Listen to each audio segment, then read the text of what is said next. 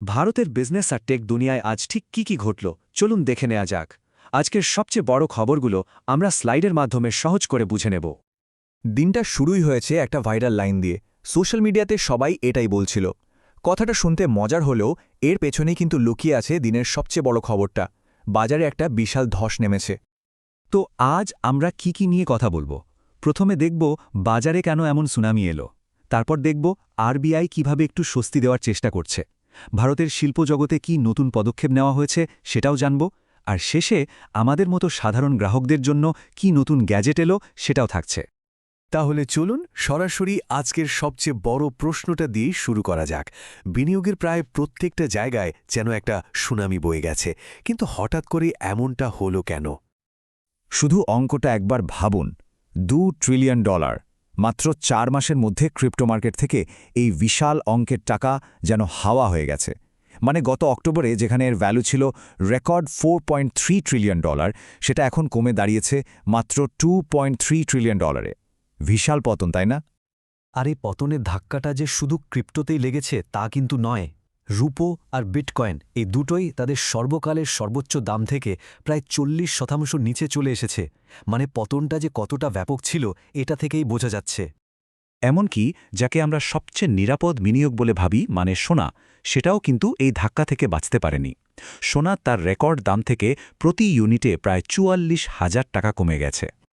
তো প্রশ্ন হল, কেন এই পতন? বিশেষজ্ঞরা বলছেন এর পেছনে মূলত 3টে আন্তর্জাতিক কারণ রয়েছে। 1, মার্কিন ডলার দিন দিন আরও শক্তিশালী হচ্ছে। 2, আমেরিকার সেন্ট্রাল ব্যাংক মানে ফেডারেল রিজার্ভ কিছু ইঙ্গিত দিয়েছে যা বাজারে একটা ভয় তৈরি করেছে। আর 3 নম্বর কারণটা হলো অনেকেই এখন লাভ তুলে নেওয়ার জন্য বিক্রি করে দিচ্ছেন। কিন্তু এত সব খারাপ খবরের মধ্যে একটা অবাক করার মতো ব্যাপার আছে। একদিকে যখন গোটা বিশ্বজুড়ে বাজার পড়ছে, ঠিক সেই দিনে কিন্তু আমাদের দেশের শেয়ার বাজার মানে সেন্সেক্স আর নিফটি লাভের মুখ দেখেছে। দিনের শেষে বাজার সবুজেই বন্ধ হয়েছে। তাহলে দেখুন, একটা খুব ইন্টারেস্টিং প্রশ্ন উঠে আসছে।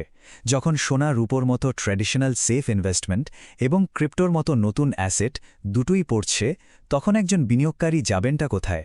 আর এই প্রশ্নটাই আমাদের পরের সেকশনে নিয়ে যাচ্ছে। আচ্ছা, বাজারের এই অস্থির পরিস্থিতিতে আমাদের দেশের কেন্দ্রীয় ব্যাংক মানে আরবিআই ঠিক কী পদক্ষেপ নিল, চলুন সেটাই এবার দেখে নিই। আর এটাই হলো সেই ম্যাজিক নাম্বার 5.25%। ভারতীয় রিজার্ভ ব্যাংক সিদ্ধান্ত নিয়েছে যে তারা রেপো রেট পাল্টাবে না, যা ছিল সেটাই থাকবে। এখন প্রশ্ন আসতে পারে, এই রেপো রেট জিনিসটা কি? খুব সহজ করে বললে এটা হলো সেই সুদের হার যে হারে আরবিআই অন্য কমার্শিয়াল ব্যাংকগুলোকে টাকা ধার দেয়। তো এই রেটটা যেহেতু পাল্টায়নি, তার মানেগুলো আমাদের লোন মানে ধরুন হোম লোন বা কার লোনের ইএমআই আপাতত বাড়ার কোনো সম্ভাবনা নেই।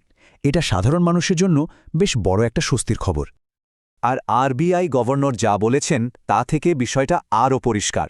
তিনি বলেছেন, গোটা বিশ্বে অনিশ্চয়তা থাকতে পারে, কিন্তু ভারতে মুদ্রাস্ফীতি বা ইনফ্লেশন পুরোপুরি আমাদের নিয়ন্ত্রণে আছে। মানে তারা দেশের অর্থনীতি নিয়ে এতটাই কনফিডেন্ট যে সুদের হার বাড়ানোর কোনো প্রয়োজনই মনে করেননি। বেশ, তাহলে বিশ্ববাজারের এই নেতিবাচক খবরগুলো থেকে এবার একটু বেরিয়ে আসা যাক।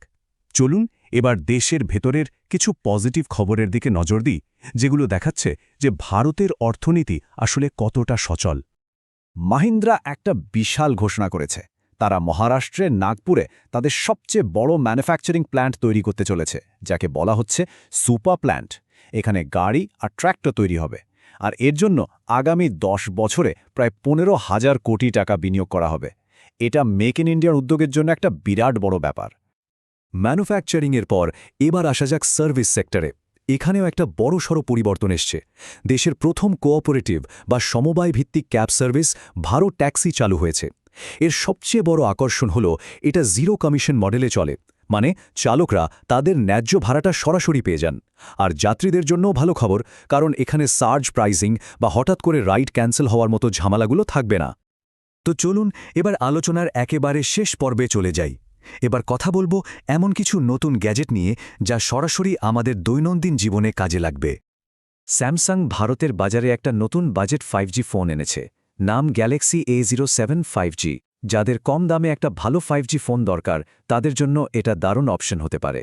এতে আছে বিশাল একটা 6000 mAh ব্যাটারি, 50 মেগাপিক্সেলের একটা ভালো ক্যামেরা আর সাথে মিডিয়াটেকের বেশ শক্তিশালী একটা প্রসেসর।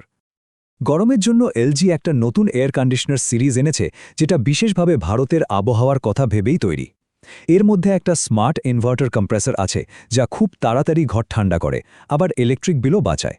আর এর একটা ইন্টারেস্টিং ফিচার হলো ডায়েট মোড, যেটা রোজকার পাওয়ার কনজাম্পশন অনেকটাই কমিয়ে দেয়। মানে ঠান্ডাটাও হবে, আবার পকেটেও চাপ কম পড়বে। তাহলে আজকের সব খবর শোনার পর একটা বড় প্রশ্ন কিন্তু থেকে যাচ্ছে। একদিকে গোটা বিশ্বের বাজার টালমাটাল, আর অন্যদিকে ভারতের নিজস্ব অর্থনীতি ধীরে ধীরে এগোচ্ছে, স্থিতিশীল থাকছে। এই পরিস্থিতিতে নিজের কষ্টার্জিত টাকাটা বিনিয়োগ করার জন্য কোনটা বেশি সুরক্ষিত জায়গা? এই প্রশ্নটাই আজকের আলোচনার শেষে ভাবার জন্য রইল।